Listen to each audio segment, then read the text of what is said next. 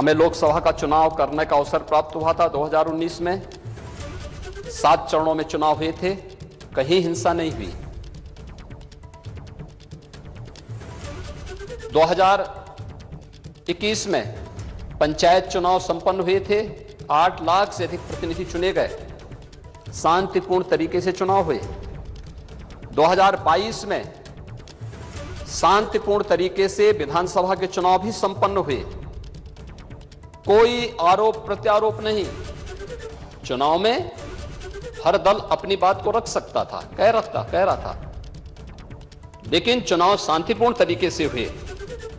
लेकिन यहां पर चुनाव के दौरान समाजवादी पार्टी का समर्थन करने के लिए वेस्ट बंगाल से भी एक दीदी आई थी। और क्या स्थिति थी बंगाल में विधानसभा चुनाव के बाद? जो टोटल इंसिडेंट हुए थे वहां पर, पोस्ट पोल वायलेंस 12,000 घटनाएं घटित हुई थी।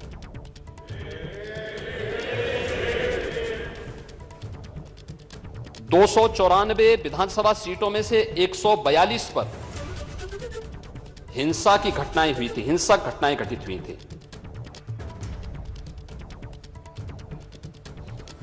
और यही नहीं, 25,000 बूथ प्रभावित हुए थे। भारतीय जनता पार्टी के 10,000 से अधिक कार्यकर्ता शेल्टर होम में जाने के लिए मजबूर हुए थे। 57 कार्यकर्ताओं की निर्मम हत्या हुई थी। 123 से अधिक महिलाओं के साथ अमानवीय अत्याचार हुआ था और 7,000 से अधिक कंप्लेंट भी रजिस्टर्ड हुई थी। ये स्थिति थी वहां की। वेस्ट बंगाल की आबादी उत्तर प्रदेश की आबादी की आधी आबादी है और उत्तर प्रदेश में चुनाव के दौरान भी और चुनाव के बाद भी कोई हिंसा नहीं हुई। ये उत्तर प्रदेश की कानून व्यवस्था का एक उदाहरण है।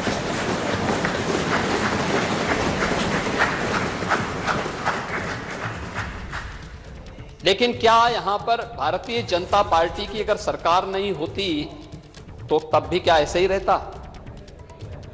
नहीं होता, क्योंकि हम लोगों ने, हमें हमारा नेतृत्व एक ही बात के लिए हमेशा आगाह करता है कि मिशन हमारा केवल सत्ता प्राप्त करना नहीं, हमारा मिशन देश होना चाहिए। देश के हित के लिए कार्य करना है और देश के लिए हित के लिए कार्य करने के लिए भारत ने संसदीय लोकतंत्र को अपनाया है, तो संसदीय लोकतंत्र की भावनाओं का सम्मान भी हमें करना होगा। उन संसदीय भावनाओं को सम्मान करके हमें आगे बढ़ना होगा और उन भावनाओं को लेकर के यहां पर लगातार कार्य होता है। उन्हीं मुद्दों को लेकर के हम लोग चलते हैं, उन्हीं भावनाओं को लेकर के सम्मान भी दिया जाता है, वही कार्य होते हैं। और यही कारण था मार्च 17 में जब भारतीय जनता पार्टी नेतृत्व की सरकार प्रदेश में बनी थी, तो प्रदेश में सरकार बनने के बाद से कार्य प्रारंभ हुए। हमने कार्य किया।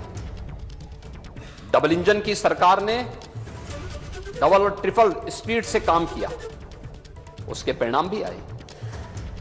ईज ऑफ डूइंग बिजनेस में हम रैंकिंग में भारी सुधार हुआ। ईज ऑफ लिविंग के लक्ष्य को प्राप्त करने में हमें सफलता प्राप्त हुई। हम लोगों ने हर एक फील्ड में काम करने का प्रयास किया। यहां पे उंगली उठाई गई, खासतौर पर पुलिस के बारे में। क्या ये सच नहीं कि 2017 में 2016-17 तक दुनिया का जो सबसे बड़ा सिविल पुलिस बल है उसमें 1.5 लाख से अधिक पुलिस के विभिन्न पदों के स्थान खाली पड़े हुए थे और वे सभी खाली पड़े हुए थे।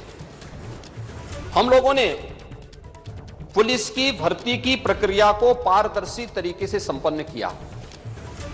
बल्कि उसके बाद भी, क्योंकि जिन लोगों की भर्ती पहले हुई होगी वे रिटायर भी हुए होंगे,